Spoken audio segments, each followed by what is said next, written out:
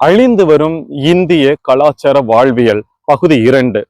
உறங்கி எழும் பொழுது மந்திரங்கள் சொல்லிவிட்டு ஒரு 5 நிமிடம் 108 முறை சொல்லிவிட்டு அதற்கு பிறகு படுத்த இடத்திலிருந்து எழ வேண்டும் என்று நம்முடைய குருகுலத்திலே நம் இந்தியாவிலே கலாச்சாரத்திலே சொல்லி வைத்திருக்கிறார்கள். அதை நாம் கடைபிடிப்பது இல்லை.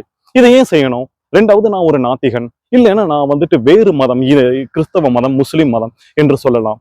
எந்த மதமாக இருந்தாலும் அதில் மந்திரம் கண்டிப்பாக இருக்கும். சரி, நீங்கள் ஒரு நாத்திகனாக இருந்தால் கூட நீங்கள் மந்திரம் கூட சொல்ல தேவையில்லை. எழுந்த இடத்திலே ஒரு 5 நிமிஷமோ 10 நிமிஷமோ அப்படியே உட்கார்ந்துருங்க. அதுக்கான முறைதான் இது 108 முறை மந்திரம் சொல்வது என்பது.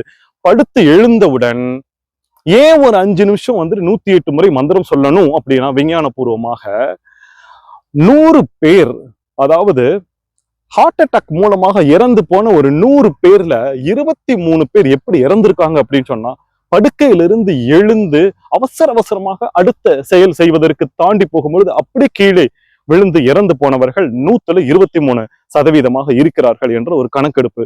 பிசுக்குன்னு எழுந்திடக்கூடாது என்பதற்காக நம்முடைய மூதாதையர்கள் படுத்து எந்திரிச்ச உடனே நம்மளுடைய இதயம், உள்ளுறுப்புகள் எல்லாமே அப்பதான் தூங்கிட்டு இருக்கும், மெதுவாக இயங்க ஆரம்பிக்க வேண்டுமே தவிர டபால்னு இயக்கி விடக்கூடாது. அப்போ எந்திரிச்சு ஒரு 5 நிமிஷமாவது உட்காரணும்.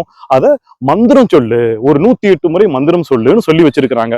நீங்க நம்பிக்கை இல்லாதவர்களாக இருந்தால் சும்மாவாவது எந்திரிச்சு ஒரு 5 நிமிஷம் உட்காருங்க. ஆனா நான் பரிந்துரைக்கிறேன், எழுந்து ஒரு 108 முறை, அது ஓம் ஓம் நம சிவாய நமக மந்திரமாக இருந்தாலும் சரி, ஸ்ரீராம ஜெயம் மந்திரமாக இருந்தாலும் சரி, ஏதோ ஒன்று அது சொல்லும் பொழுது ஒரு 5-10 நிமிஷமாவது ஆகும். அப்படி ஆகும் பொழுது அந்த கால தாமதமாகும், இதயம் கொஞ்சம் இயங்க ஆரம்பிக்கும், எல்லா உறுப்புகளும் இயங்க ஆரம்பிக்கும். அதற்கு பிறகு படுக்கையிலிருந்து எழலாம் என்பதற்காக நம் மூதாதையர்கள் சொல்லி வைத்திருக்கிறார்கள்.